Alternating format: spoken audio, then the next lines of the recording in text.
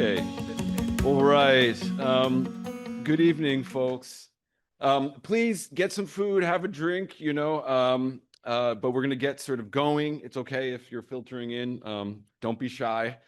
Good evening and welcome to Fairfield University's Symposium on the Life and Legacy of Viktor Frankl. My name is Sunil Purushottam. I'm a professor of history and the director of the Humanities Institute here at Fairfield.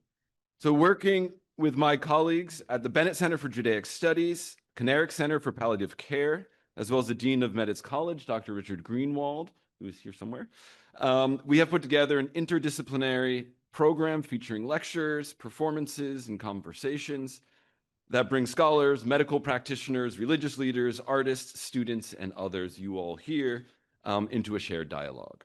So in the spirit of the Jesuit ideal of cura personalis, or care for the whole person, we invite you to reflect upon the ways in which Frankl's ideas can aid in our individual and collective search for meaning in an age of resentment, disorientation, technological change, war, and a mentality that tends to look backward rather than forward. So precisely for those reasons this past year, maybe not those reasons, but other reasons perhaps of her own, our provost, Dr. Christine Siegel, assigned Man's Search for Meaning to our first year students as a center point of a campus-wide discussion, right? And you've been seeing those reflections projected up on the screen. So Frankl has long been dwarfed by Freud, Jung, Lacan, and others.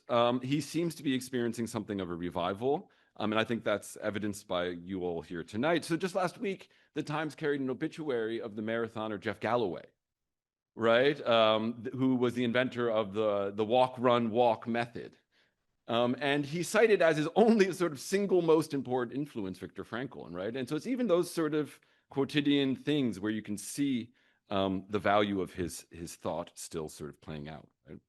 So we want to sort of bring out this sort of disparate influence over the course of the symposium, right? So tonight at 7:30, I hope many of you will join us. There's an amazing immersive theatrical performance being put on in the media center. It's just over there. I'll explain it afterward as well, by the writer and actor Christopher Domig and his collaborators. So if you see some gentlemen after the talk asking you questions, that's what it's about. It's for the performance later tonight. So just don't be shy or sort of think that these guys don't belong here. They do, totally.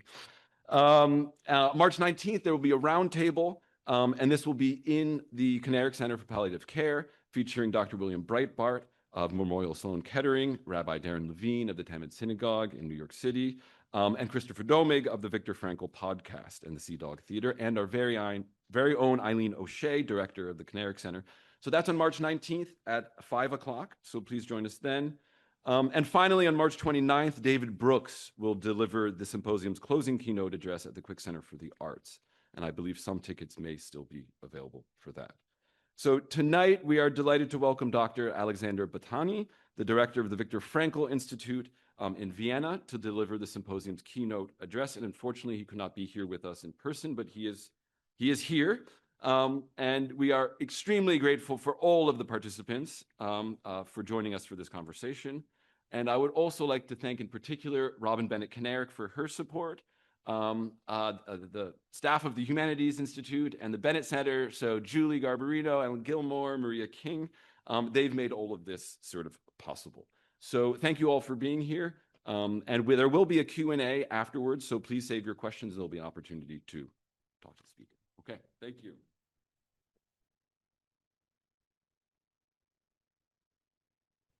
Good evening, everyone. I am not the speaker you came to see. I'm Yaron Ayalon, director of the Bennett Center for Judaic Studies, the Carl and Dorothy Bennett Chair in Judaic Studies, and professor of religious studies here at Fairfield University. And welcome to the symposium devoted to the life, work, and legacy of Viktor Frankl. I'm proud to be one of the organizers of tonight's talk, which is the first in a series of events about Frankl, a series that took significant thinking and planning and endless meetings over a very long time. That's how long it took to put this together. Indeed, it was such a long time that it predates my time here. don't get too excited. I've only been here for 8 months. Okay, so and thank you, Sunil, for this introduction. Sunil, without knowing, because we did not coordinate our opening statements, said about half the things that I was planning to say, which is good because that way we're going to get to the real thing in less time. So just a few things that I would like to say to draw your attention.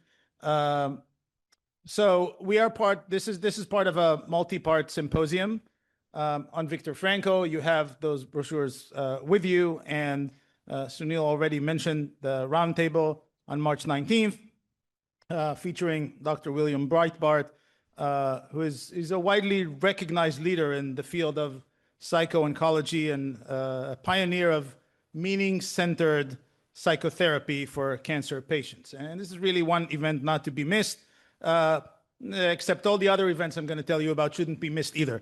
And you already mentioned the 2026 annual Bennett Lecture, which will feature the former New York Times writer David Brooks, for whom Frankl was a source of great inspiration. And that's again March 29th on a Sunday at 3 p.m. Let me also add one more thing, since I'm already here and I have the mic. And that's aside from the series on Viktor Frankl, because it's happening this week. This Thursday, March 5th, we will host Professor Pamela Nadell, who has written the definitive book on anti-Semitism in America. Some of you may remember her as the key witness or the expert witness in that infamous Congress hearing of college presidents in late 2023, the one dealing with the encampments and the eruption of anti-Semitism on college campuses with the presidents of Harvard, Penn, and MIT, who are no longer the presidents of Harvard, Penn, and MIT, by the way. And really, this is the one event, especially if you're a student here, that you don't want to miss. There are other events scheduled for the remaining of this semester, and I invite you to visit the events section of our Facebook page, facebook.com/Bennett Center, where you will find a list of all of these events for this spring. And while you're there, make sure to follow us so we actually grow a following and we can do nice things with our Facebook page. With our Facebook page, yes. We're also deep into planning next year's events, which will include a multi-part symposium on Israel, movie screenings, live music, comedy, major speakers, and all sorts of other good stuff. So stay tuned for that. You'll hear more about it in the coming months. One last thing before I get to tonight's speaker. So everything we have planned for you this year, including this symposium, and everything we're planning for the next one, would not have been possible without the support of many of you who are here with us tonight, some of whom Sunil already mentioned, and many others that we haven't mentioned, and maybe we should mention. I should say, so first, again, I have to thank Sunil for this because you took over this organization. This whole thing was coming together before I started here, and someone had to do this, and I'm very happy that it wasn't me. Not because I did not enjoy the work, it's just it was less work for me, that's it. But I really do enjoy it, and I very much look forward to this. But let me just say to everyone else here who has supported us from outside of the university and also from the inside, our Dean, Richard Greenwald, is here, our Provost, Christine Siegel, is here, and many others. Thank you. This is, we could not have done this without all of your support. And if you are someone who is here and haven't supported us just yet, well, I invite you to take part in the important work that we do and help shape the future of the Bennett Center. Finally, let me just recognize Robin and Joe, who are with us tonight. Thank you for all that you do for our center, and even more so for bringing us this wonderful opportunity to put together the symposium on Frankl. I know how important this work and how transformative it has been for you and for many others who are with us today and many others who aren't. So really thanks for getting all of us so excited about this project. And I have more to say about this, but I'll save it to the other introductions that I have to do later in the series. Okay, so now finally for tonight's speaker. Professor Alexander Batiani holds the chair of the Research Institute for Theoretical Psychology and Personalist Studies at Pazmani Peter Catholic University in Budapest, Hungary. Since 2012, oh, he's here with us. Nice. Okay. Since 2012, yes, I can see. Hi, I can see you, and hopefully you can see me. Since 2012, he has been a visiting professor for existential psychotherapy at the Moscow University Institute of Psychoanalysis in Russia. He's also the director of the Viktor Frankl Institute and first editor of the 14-volume edition of the collected works of Viktor Frankl. Batiani has published over 15 books, which have been translated into 11 languages. He lectures widely on philosophical and existential psychology and the quest for a meaningful life, theory of cognitive science, and the psychology of death and dying. Professor Batiani could not be with us today, as you've already figured out, but thanks to the marvels of technology, we do have him with us here today. And he will address us on the topic of why Frankl matters today, rediscovering meaning in an age of disorientation. I'll just reiterate before I let him speak that after the talk, we have a reception and then a performance by Christopher Domig, Man's Search for Meaning, which will take place at the Media Center, Studio A, which is, well, where Sunil told you that it is. And now, please join me in welcoming Professor Batiani. While I was preparing this talk, it dawned on me that exactly 30 years ago, I had the great fortune of listening to Viktor Frankl's last lecture. He was 91 and still teaching, very much alive. And as an entree to this talk, I brought a lot of friends to, I was already reading Frankl and listening to his lectures on tape. And then finally had the great fortune of listening to his last lecture. And last two lectures actually. And at the very end of these lectures, there was always a possibility to ask questions, which I hope also we will have later on. I'm very much looking forward to your questions or input. It's not only, I'm also learning from everyone. And one of my friends actually asked Frankl about what he thought about self-realization, self-actualization, yeah. And I almost sank in my chair because I knew and I had read that Frankl had a very, I would say, differentiated view on this concept.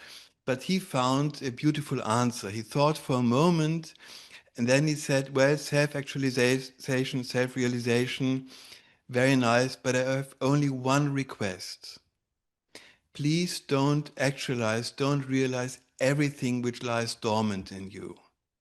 Only realize those things, those aspects, those virtues which are worthwhile and abilities and talents which are worthwhile to be realized. Yeah, because only then you live a meaningful a life up to what you could be. Yeah, and this answer, I was about 20 or 24 maybe. He was about 91. And I know from the whole group of our friends who had been visiting this lecture, it really stuck and it really was almost like a compass, a guideline, yeah, because there's so much in us and yet not every possibility should be realized, yeah. Now, what he said was in a certain way a stark contrast. I was studying psychology in Vienna, toward much of the titles on self-help. If you go to a bookstore and if you look at what is a driving question of us, actually, of our times, yeah, you see that a guiding question is, and I hope this works now, is the idea of happiness, how to become happy. Yeah, and this is only a minute portion of the titles you'll find in every big books, even at the airport bookstore, how to be happy, and so on. Yeah, and the question how to become happy, how to become fulfilled in a way, yeah, has been a guiding question of psychology, which is a very young science. It's about 120, 140 years old. Two Williams, Wilhelm Wundt in Germany and William James in the States, were the founding fathers, yeah, and why they didn't really want to tackle this topic. The topic was more like memory and perception and so on. The question how to become happy, of course, was asked and was put on the landscape of psychology, not so much by psychologists, but by a desperate people. People wanted to know how should we live in order to become happy. Yeah, and Frankl had a very interesting, and there are many answers, as you know, from Freud to Adler to Jung, and more modern, like so-called positive psychology, and so on and so forth. And Frankl came up with a very interesting finding, which by now we have also empirically, namely that there are certain things, and mainly those things which are really valuable, like happiness, fulfillment, and love, and so on, yeah, which you can't directly intend. Well, you can, but they will flee you to the same extent, in the same measure as you force yourself and I want to be happy, I need to be happy. Yeah, what you get is not happiness, but rather you get tension. Yeah, um, and the same goes for love. If you try to pressure yourself into love, you get everything but love or fulfillment, and so on. Same goes for laughter. I think everybody knows how artificial the smiles on the photos are. If the photographer says, now smile, look happy, yeah? It doesn't look very natural. Yeah? In other words, um, in order to be happy, we need a reason to be happy. In order to be fulfilled or to have a feeling of self-esteem, yeah, it's not that we can simply talk, have some pep talk to ourselves, I feel good and I feel valuable and so on, but rather we have to do something valuable, some proof outside in the world, something which we put into the world, yeah, and go into a dialogue, because we are not only subjects, but we are in a relationship with our surroundings, yeah, we are very much social beings, yeah, and then we have, if we have an object, then it can unfold, yeah, and the same goes for love, of course. If you want to love, if you say I love, it's nothing. You love something or someone, yeah. Um, and only then, if you encounter someone who is lovable or believable, or which gives you reason for hope, yeah, then then it's possible to intend, yeah. Then it's possible to get the fulfillment we also desperately want, actually, yeah. And to give you an example from everyday life. I studied with Professor Gutmann in Vienna, who was a pioneer of studying meditation and its neuropsychology. Yeah. And there was one book title, I never understood why it became a bestseller, namely "You Must Relax." And if you hear the sentence "you must relax," yeah, you already feel the tension rather than the relaxation. If the title would have been "It doesn't matter whether relax or not, just we don't care," then relaxation comes. Yeah. So in other words, um, while in physics, if you want to reach a goal, the direct way would be, if I want to grab my cup, it's better to directly grab it. But when it comes to more existential, um, more to the inner side of us, to that which really counts, yeah, then there are no shortcuts. Rather, the shortcuts lead to a dead end. Yeah, so you need to reach out to the world, and then suddenly a lot changes. Yeah, so if you redirect the question a little bit, yeah, then you might ask it differently, namely, what makes me feel good? Yeah, which is a better question, and yet it might be a recipe for a not so fulfilled life. Why? Because we don't command the outer world. Yeah, we don't know how people react to us, and we can't control it to a certain degree. To a very tiny degree, we can, but not much more than that. Yeah, and we never know what life will dish us out. I mean, I'm taking one of my fields is psychology of death and dying, and you see young people and old of all ages. I mean, disaster can strike in many different ways, yeah. And happiness or reasons for happiness do come or do not come into our lives, yeah. But if on the steering wheel of our lives is the question, what do I get? Yeah, then we are living very passive, and the mindset tends to turn into, I want to be happy, and therefore life owes me. And basically what we do is we go around like we walk through our lives like beggars. So please give me. Yeah, we are grabbing for, we are needy, so to speak. Yeah, and Frankl for a number of reasons, didn't buy into this. Yeah, one reason is that I think earlier on you saw the cover of Man's Search for Meaning, whose original title in German was, or in Austrian was, A Psychologist Encounters or Lives Through the Concentration Camp. And of course, after what happened in the Shoah and after in 45, the Hiroshima,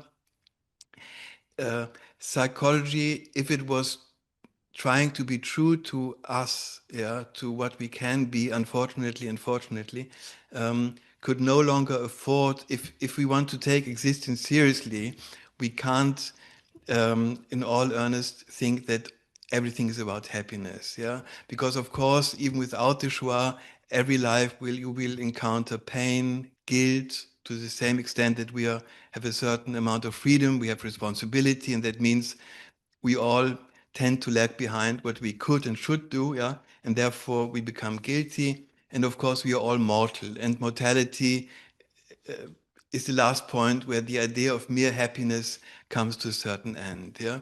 So Frankl reversed the question, namely not what makes me feel good, but what am I good for? And with this question, suddenly everything changes in us, but also how we encounter the world, namely no longer as something which owes us something, but as something which needs us, our input, our ability to see there's something in need, or if something is beautiful that we don't walk by, but it also needs our attention or our intention. In other words, suddenly we gain much more activity. We are no longer passive. We gain responsibility and the ability to decide, and a certain ego strength. So it's no longer that I am what happens to me, but I become what I decide. Yeah, what I send out somehow echoes back to who I am. Yeah. And maybe these two questions are so different also because times have changed. And in earlier times, they were, and still today, not in every continent, there's so much luxury as in Europe and in the States. The question was, there's so much lack, yeah. So maybe if we get what we need, maybe then finally we will be happy. We being humanity, yeah. But today we see this on a social level, on a collective level. We see that it doesn't work, yeah, because nowadays we have much more than we need, yeah. And the question is, are we much more happy? The data say no. The data say the exact opposite. Yeah? Namely, that the more we have, we tend to be more unhappy and more nagging and more critical and less grateful and so on. Yeah? And consumer society and the consumer model basically is there, and I think running to a good measure because it promises to fulfill our needs. If you look at a advertisement for between toothpaste and Coke, yeah, what you see is happy people, is happiness, actually a feeling, but you can't buy happiness with a toothpaste or with a tin of Coke, yeah.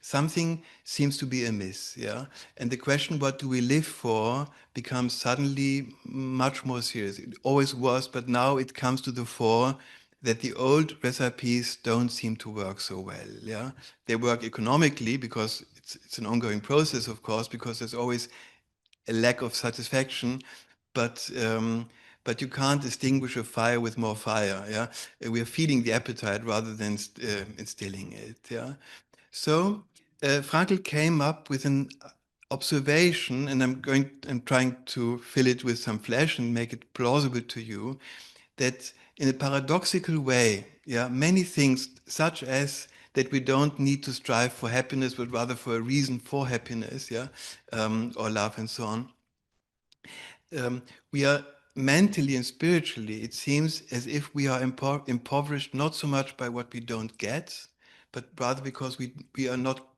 we don't give, we don't send out, yeah. And I would like to illustrate this with a very simple teaching tale and story, which I hope is will show what I mean. Yeah, namely, just imagine. I mean, I'm in Austria. It's midnight, by the way, over here, and we have two villages. Yeah, and they are connected by a small walking path. Yeah, and on this walking path, an elderly lady carries a heavy basket with pears or apples, let's say apples, yeah. And she did this for her, for her children, grandchildren, great-grandchildren. Now that she's older, it's very heavy for her, yeah. And she slowly walks, and it's difficult for her, yeah. And there comes a young man, same path. He goes also from this village to the village B, and he sees these beautiful pears and thinks, well, they look delicious. I'd really like to have one. But if I go to this lady and say, would you like to give me one, or please give me one, she in all likelihood will say, yeah, but why should I, no? So he thinks, I have a better idea. I ask her whether I can take the basket for her, because for him it's easy, yeah? Take it to the village, and when we arrive there, she will in all likelihood say, you're such a nice young man, take some of these pears and he can do this. So he does exactly that. Yeah, he carries the basket. They come to the village, and she says, "Thank you, young man. Please take some of these." Yeah, and he enjoys them, relishes them. And what can he say? Well, he can say, "Well done." Yeah, it's also possible, same situation, that the young man or another young man comes along on the path, sees how heavy it is for her, the basket, yeah, and he sees the pears, but he also sees how much, how much force he does have, yeah, and how little she has left, and therefore he offers to help her, yeah. So he takes the basket for her, and they arrive in the village, and she also gives him the pears, yeah. So in the outcome so far is the same, yeah. But let us imagine, which is also possible, that the elderly lady merely says, thank you, and doesn't give a pear, doesn't give it, yeah. Then the first young man will no longer say, well done. He will say, well, actually that was quite stupid because I helped her, but then carried it for her, but nothing came out of it, yeah. For the second man, the knowledge, good that I was there, yeah. Otherwise she would be still on her way, yeah. Good that I was there. Nobody can take it away from him because it's true in itself, yeah. Whether the peers come or not, they are like an addendum, yeah, a bonus, so to speak, yeah. But for him, the knowledge, good that I am here or good that I was here, is something which is true in itself, yeah. And good that I am here or good that I was here comes by another name, by the name of meaning, yeah. There was a possibility, and he realized it not for something else, but just because here's a possibility to help. I have a talent or an ability, a force, and I can share it, and um, and that is true in itself. Yeah. Now I can tell you that I'm working at the hospice with dying people, dying persons, and there's something adding to this which gives all of this a certain depth, namely what we found is that if you talk to people who, let's say, have a week or 2 weeks to live, yeah, so far, and there have been a few hundreds, I've never encountered one single person, yeah, who, when looking back on his or her life, said, "Well, I didn't get enough," or "Did I get enough?" Yeah, but almost everyone, if they are cognitively, if they are lucid, yeah, asked, did I give enough? Was it good that I was here? Yeah. Can I live and die? Can I live and die with what I leave behind? Yeah. And mm, but very few, if ever, ask, did I feel good enough for a long time? Yeah. And the lesson of the dying also adds to this, yeah, on another layer, namely that at the end, it will not count, as I said, what we received. What will count is what we send out. And that is true even before it comes to our last weeks, because if you look at it on a certain perspective, another paradox occurs for your toolbox, namely the following: if somebody is friendly to me, then I might relish him or her being friendly to me, but it is not my friendliness. It's the friendliness of the person who sent it out. And if somebody is unfriendly to me for whatever reason, dislikes me or just behaves unkind to me, yeah, then it's not my unkindness. Yeah, this kindness or unkindness belongs to our footsteps, visible or invisible, in this world. What we leave behind, yeah, what we send out is ours. Yeah, in the beautiful paradox, actually. Yeah, it belongs to us. So what we give belongs to us. Yeah, and therefore, if you rewind, um, so we are not innerly poor or impoverished because we don't get enough, but rather because it depends on what we send out, what we give, what we are able to, willing and able to share. Yeah, and might it be very, not very much, still what we have counts. Yeah, and what we send out counts. Yeah, and in the same rubric, in the same column, so to speak. I hope my English is understandable. Um, there's something which I found astonishing and which I owe not to Frankl in this case, but to one of our dying patients, namely about the enormously generous and slightly strange arithmetics when it comes to inner, to existential things, if you want. Yeah, namely the following. As you might know, in the history of science, there has been a long, long search, but it will be unsuccessful for the laws of physics, actually, yeah, to look for a perpetuum mobile, which is a machine which produces more energy than you put in before, yeah, which doesn't work, yeah. Every power plant doesn't produce energy; it only transforms it so that we can use it in the cities or whatever for electrical light or computers and so on. It doesn't produce it, yeah. And for every physical resource, yeah, it is so that we need to receive it first before we can give it out. So if I want to, let's say I've got $20 and I walk through Manhattan and I see 20 beggars. So I first have to earn the $20 and then I can give each 20 beggars $1. But afterwards, my pockets will be empty. Yeah? So in this case, materially speaking, I only can give as much as I received beforehand. Yeah. And the more I give, the less I have. Yeah.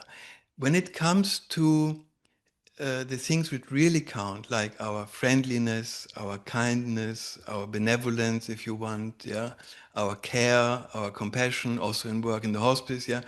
It's not that if I'm kind to, or if I sit a little longer with one patient, or we talk, and you know, kind words. It's not that the number of the amount of kindness available to me or friendliness, yeah, shrinks by one because already one has been served, yeah.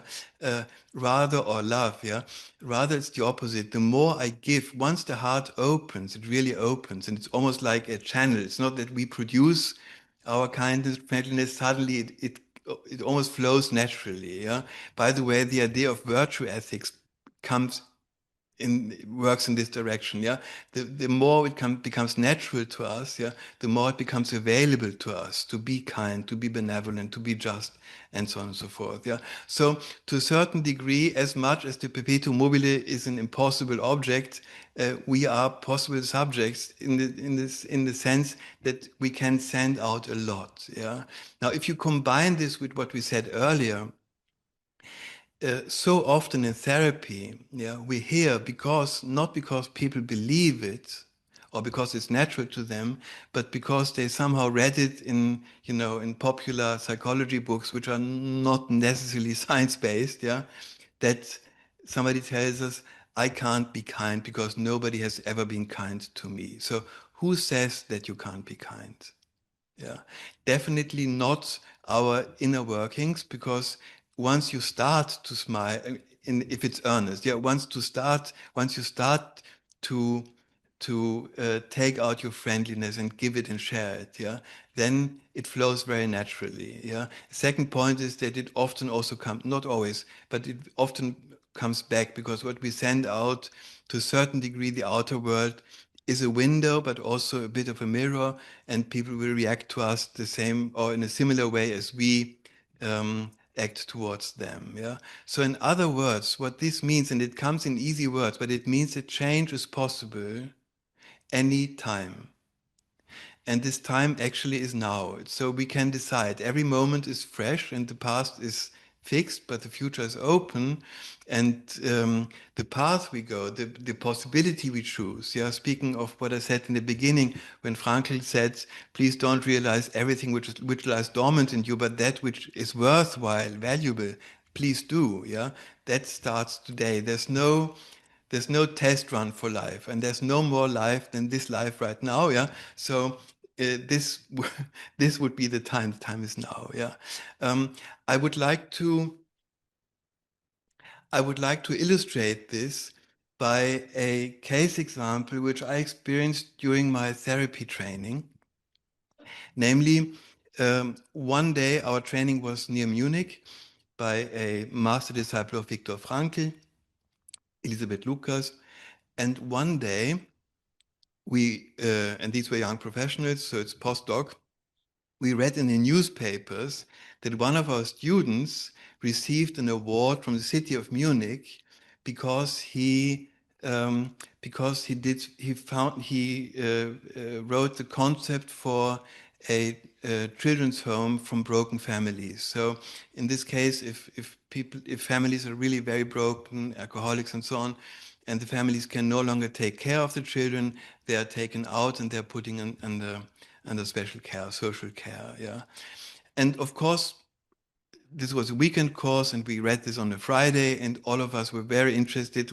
How and why did he do this? Yeah, and then our teaching therapist asked this young man whether he would like to talk about this. Yeah, and we all expected, like, if you have so much as a therapist, you need to share and so on.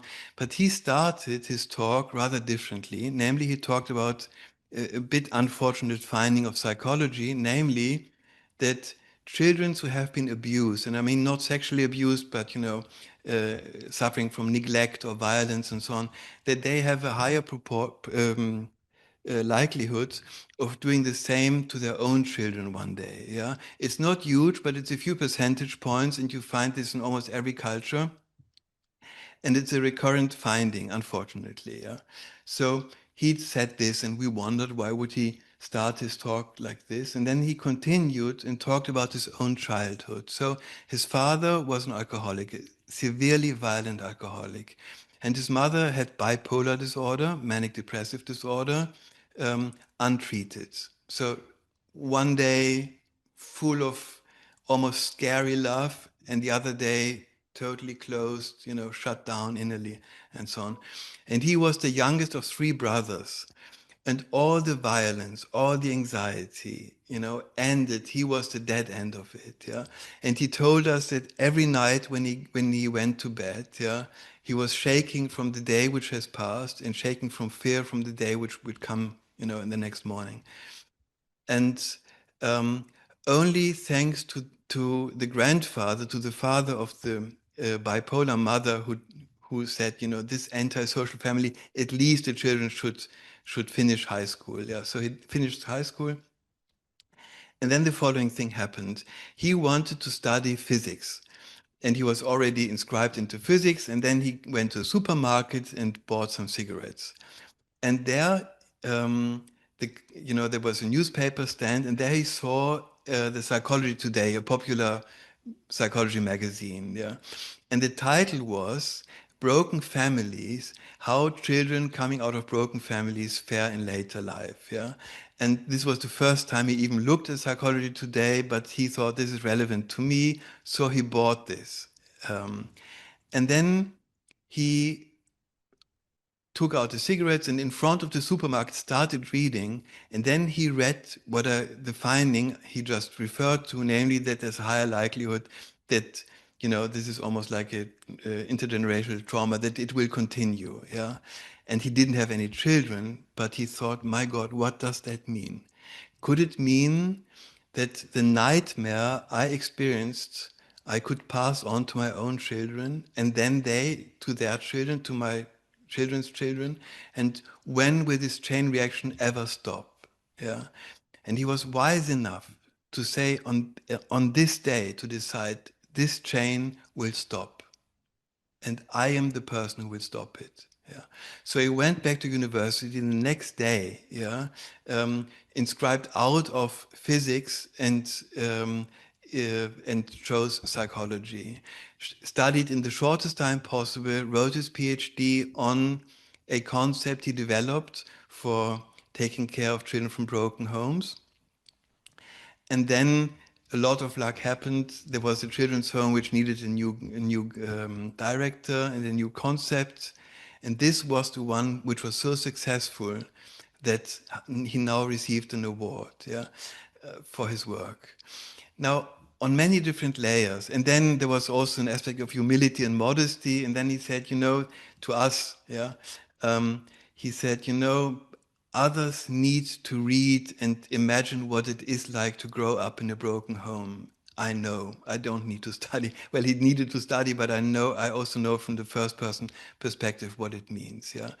And he indeed stopped the chain reaction, yeah. Now, if he didn't do that, yeah, then we would have said, well, that's the normal chain of events, cause and effect, cause and effect, cause and effect, yeah. And he stopped it by a decision, yeah. Namely, what lies dormant in us is also the awareness that we can do differently. And interestingly enough, he couldn't change what he received, yeah. So the causes of his behavior would have been like maybe also becoming alcoholic or maybe also, doing violence to his children. But the reason he could change was something outside of him, namely his children, even though they were not yet born. Yeah. So the idea of love, to reach out, yeah, to give something rather than expect something, did change everything. And in a certain way, to just try to give you a taste of what existential decisions can change. He even changed the past to a certain extent. Why? Because if everything would have run its natural course, yeah, he might indeed have become a violent father. And if then a psychologist would look at him, he would say, well, what do you want? Look at his childhood. And then fingers would have been pointed towards his parents. And he spared his own parents by a decision in the present, working towards the future. He almost retrocausally changed the inheritance his parents left behind. Yeah? So at least he spared his parents being guilty towards their grandchildren, his children. Yeah. So this is how much a decision, and this is how enormous the magic, almost magical, at least mystery of freedom and responsibility can look like. Yeah. I would like to say also add that we do sometimes a bit under the influence of pop psychology, which not always is a good influence, tend to have certain or almost belief systems, yeah, which are simply not true because they don't do justice to who we are. We are not something. We are someone. Yeah, we are alive. We can change. We are not machines. Yeah, and very often we believe or think or tell ourselves, "I can't do otherwise because." And then the question only is it really so? Who says, who tells you? Yeah. And we do have a self-binding dependency. Only if others do this, then we will do that. And that's the recipe, how many families break apart, rather than someone saying, look, it will change and I'm the one who changes it. Yeah. And it is so easy, astonishingly easy, by simple steps, yeah, to cut and to break a vicious circle by one person saying, no, I'll do different. I'm going to be kind today. Yeah. And then let's see what the echo is in a, let's say, broken family life. Yeah. If suddenly someone is kind and let others know I really do care about you. It's not easy, but I still do care. Yeah. And this can change the tune and the tone of a whole family in a very short time. And I saw this. Yeah. And when it comes to the last sentence, I can only give the love I received. I hope I already dispelled the myth. It's not true. We are not machines. It's not that we have to put, $1 in and the Coke tin comes out. We are different. We can produce out of thin air, and the thin air is actually spirit, we can produce change, and we can send out a lot of kindness, benevolence. It can become our second nature, yeah, only because we cultivate it and we are available to the enormous beauty which also is in us. Yeah, the last century has taught, and also unfortunately this century has taught us what can go wrong, and humanity, you know, the the balance sheet isn't perfect, but there's also a good side. And the question for us is, on which side would like to be? And this we can, not only can, need to decide every moment, actually. Yeah, can decide. Yeah. Yeah, and then very often, I don't know about you and about people in the audience, but when I tell this to our students in Vienna and I talk about meaning and the meaning-oriented psychology, every once in a while somebody comes to me, often with a very strong social conscience, and tells me, well, how can you talk about meaning? Look at the world. Look how broken the world is. Yeah. And then look at all the suffering. People are dying of hunger and wars and so on and so forth. Yeah. How can you? And then I only know no better reply than, well, if everything was perfect and everything was done, yeah, the only task left to us would be to be grateful, and maybe not even knowing how to and to whom, yeah. But if we, but the fact that so much is broken, so many baskets, so many elderly ladies, and much worse things happen, yeah, tells us that we are needed. Our input is needed. I mean, the world is a broken, deeply wounded world, yeah. So what does a wounded world need? Healers.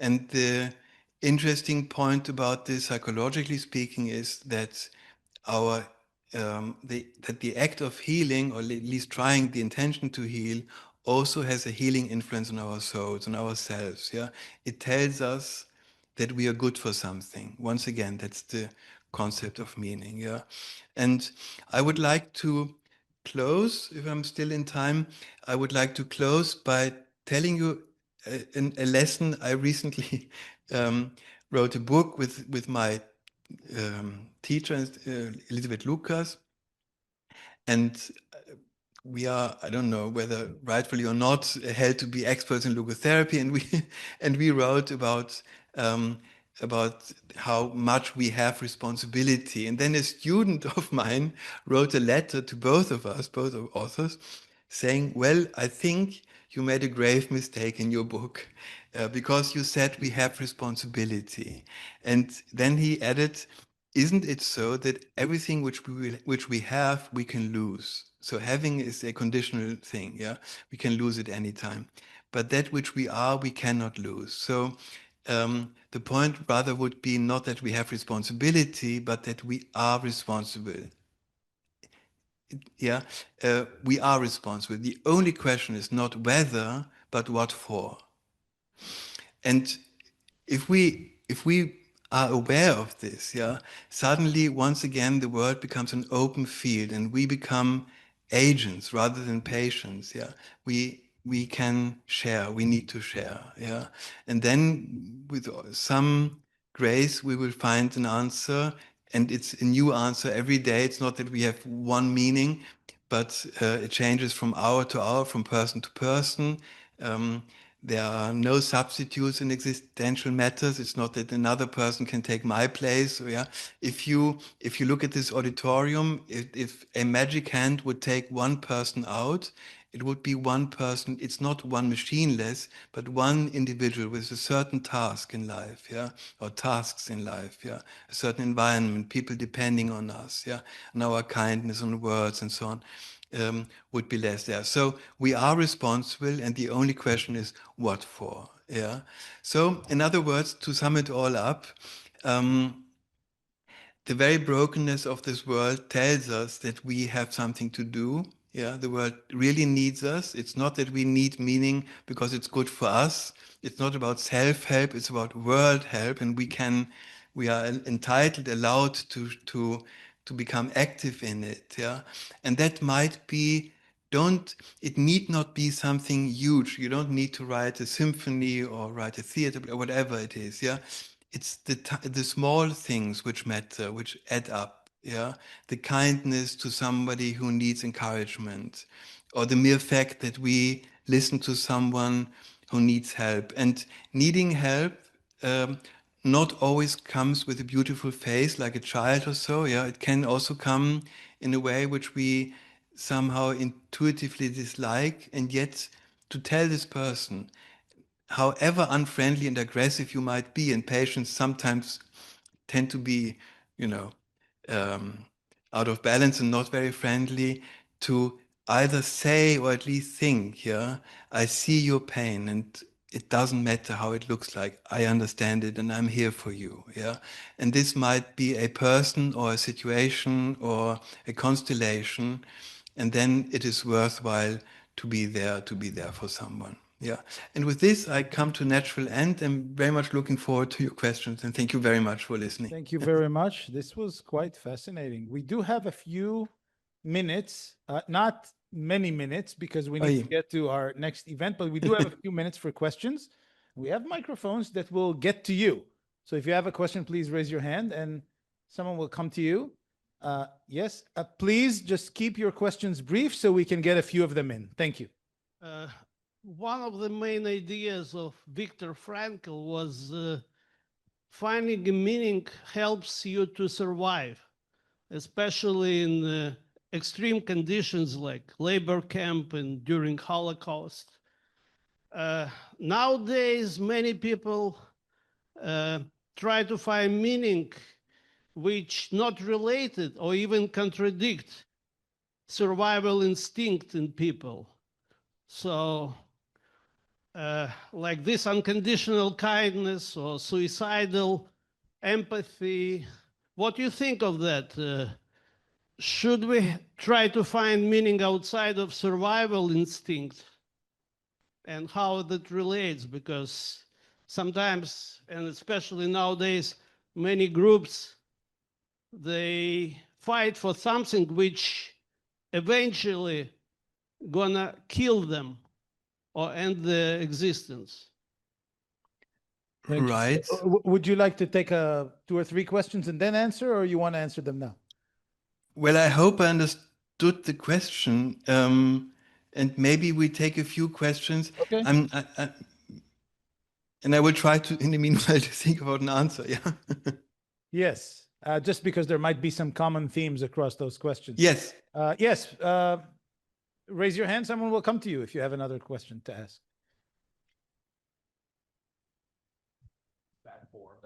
No, no, please. no, okay. Take advantage of your opportunity. No, so please. thank you so much for doing this, and for, I know it's the middle of the night there, so you're amazingly lucid for being middle of the night.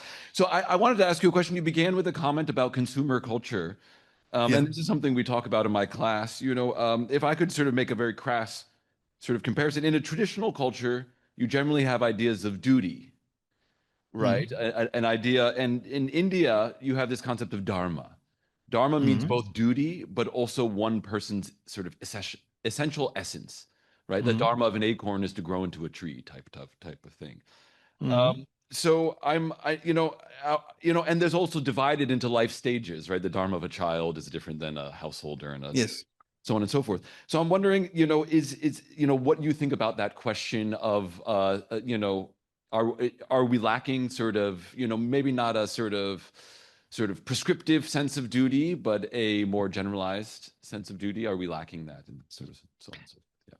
Well, I think what Frankl found, and I think in his age, of course, there was a time when tradition crumbled, and now it crumbled even further. Yeah, and there's almost a problem of freedom. Yeah, and it sometimes comes with the face of boredom, but not for long, and then distraction, and then very often addiction or substitutes. I think the concept of duty, it's not a very modern word, yeah, and yet it's something which is somehow inscribed in us, yeah, because we want to know what we should do, yeah, and we no longer maybe follow certain commandments, or not too much so, yeah, but we do have a conscience, and by conscience we do have the ability to decipher the meaning of the moment. and I'm definitely there's a different, we have different meanings, let's say when we are very young or when we are in the middle age, when we, middle aged and so on, and there are life stages, but on a social scale, these things just happen, and we do have a different work to do, whether we go to school or and these are outer conditions. The question is, how do we do things? In which kind of, what kind of mindset do we use? Yeah, and I think duty is a good word as long as it doesn't delegate our search for meaning to outer rules with which we don't really agree, yeah, because it might also be in order and might be even necessary to stand up against certain traditions. I mean, we overcame slavery and so on and so forth. It was very normal. And so it's not that outer rules are always a good measure. Yeah, we are, as humans, we are capable of more. Yeah, and might sometimes mean that an individual will revolt and say, no, not with me. Yeah? And it's the most natural thing that, the younger generation, usually the students, stand up and say, we want to do it differently. Yeah? As long as a certain basic decency is, and that means no violence, and that means also mental violence. Yeah. Um, and a certain, I would agree that duty is, it's a bit of an old-fashioned word, I believe, yeah, but the concept is very good because it gives us a purpose, a meaning, I am needed. It's not only that I'm free floating and I don't know where to go. Yeah. Okay. Yes. The microphone is coming to you. Just he needs it to hear you. Yes. Yes. Where does rejection fit in? So if you have a giving intention and it's rejected. Where does so, well, I mean, we don't, speaking of freedom, yeah, all we can do our whole lives, yeah, is offer something. And if someone or something, it need not only be persons, maybe we have good intentions to make something work and it isn't, then we don't use force. I mean, if it's personal and if it, let's say somebody rejects our offer of help or our offer, a helping hand, yeah, then we have to respect it. At the same time, we have to keep the door open. In other words, we tell this person, even if you don't want me right now, please know that I am there for you. I mean, that's common sense in a way, yeah. We have time for one or two questions. We'll see. At least one more. Thank you. I just started reading Frankl's book on Search for Meaning, but, I'm sorry. I was in government for 37 years and have always thought that government, okay, should be to help those that need help and assistance, okay? It doesn't appear that all governments are providing that assistance or have that well-meaning. And I think it's important for everybody to put that into perspective. What are your thoughts?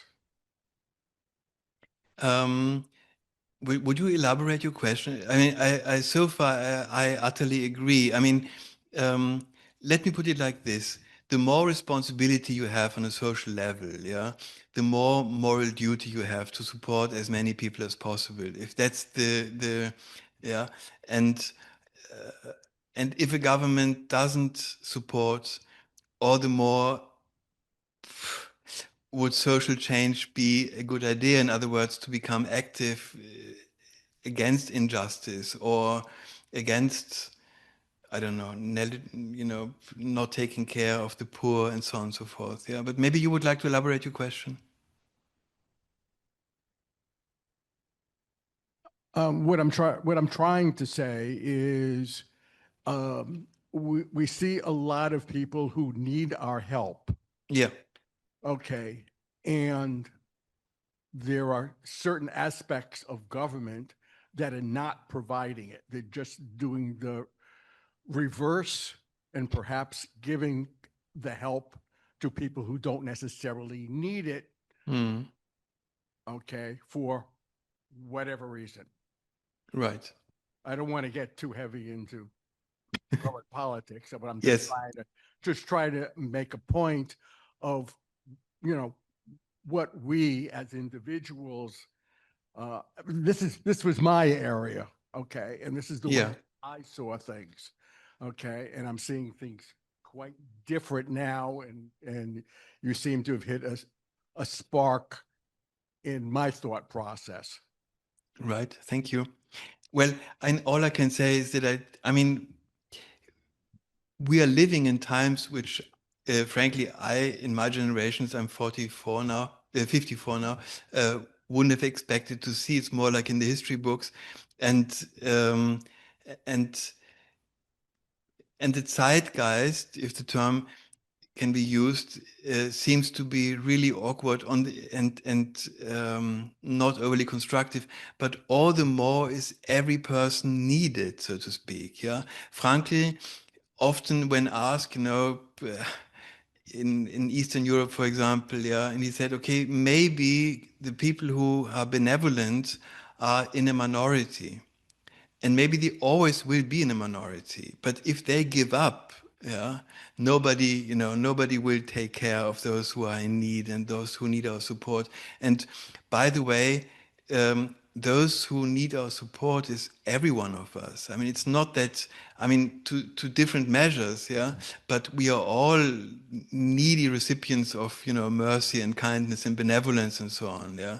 At the same time, we are always never only patients or, receiving on the receiving end, and maybe we cannot change, and in all likelihood, we cannot change the whole world, but every one of us, yeah, and does, whether aware or not, yeah, affect his immediate world, his or her surroundings, yeah. And once again, the only question remaining is how, not whether, but how, yeah.